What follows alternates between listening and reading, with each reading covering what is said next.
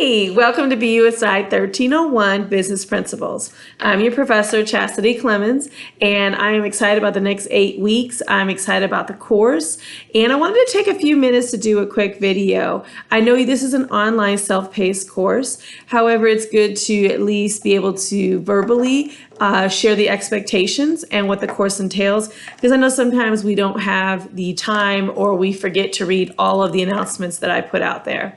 So just wanted to take some time to talk about the purpose of business principles. And so this course is really neat because it's our foundation course.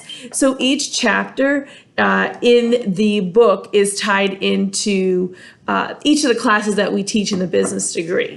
So in other words, there'll be a chapter on human resource, human relations, and those are actually separate classes as well. So it's a great foundation to build upon, especially if you're on the business administration or business management degree.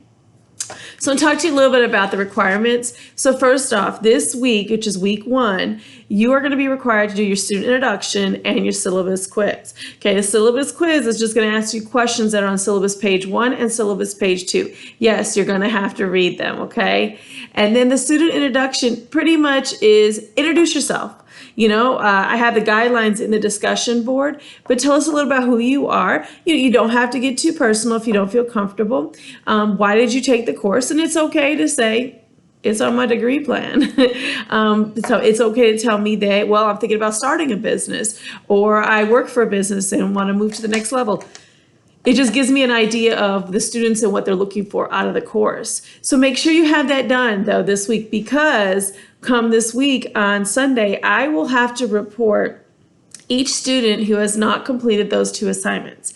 And what that does is I have to report you as non-active, okay? And so then once your report is not active, the system or the school will then remove you from the course, okay? I cannot drop you from the class, but that is a requirement that I have to do within the first week of this class.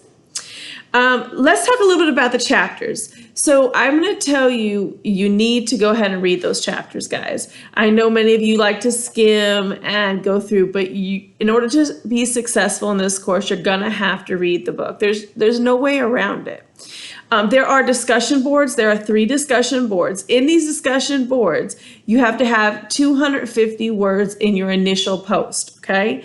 So in other words, you want to go ahead and answer the question according to your opinion, but make sure that you reference the textbook to support your opinion, okay? So if you're going to state something about EEO, equal employment opportunity, and you're going to state your opinion on what you feel about affirmative action, make sure you use the book so that way it's not just your opinion, but you're coming with facts to support it.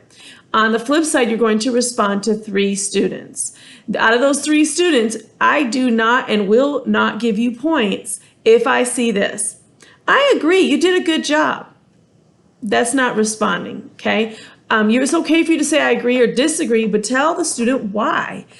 Add to the conversation, add to their discussion. And if you agree, you can tell them why you agree and maybe see it from a different viewpoint, or add something that was in your initial post, because not everybody's going to read each other's initial post. Let's be real.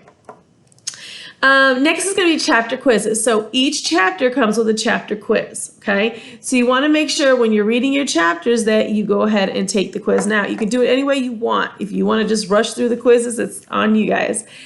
I would read a chapter and then take the quiz after the chapter because it's fresh in your mind.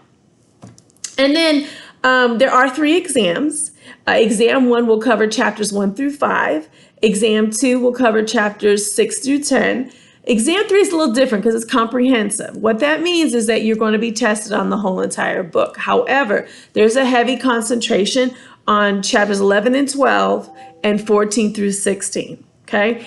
But I will tell you, you're going to get like 2 or 3 questions from all the other chapters. But again, just heavily focus on those chapters.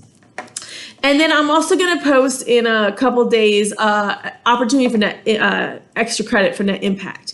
So Net Impact is a student-led organization that I run on campus. With the current pandemic, I am having to do this virtually. So normally this opportunity is only open to students who are enrolled in Central Texas College Central Campus. What's really neat about this year is now I can offer membership to any CTC student regardless of location.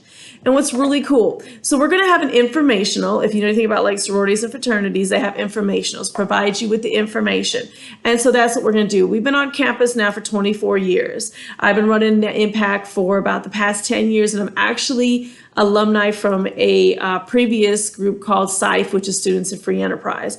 And I will tell you, I wouldn't be where I'm at today without that organization. You get accolades, you can put them on the resume. I mean, it's phenomenal. And it's just doing projects. And so what's really neat is we're moving to virtual projects, so you don't have to leave your house.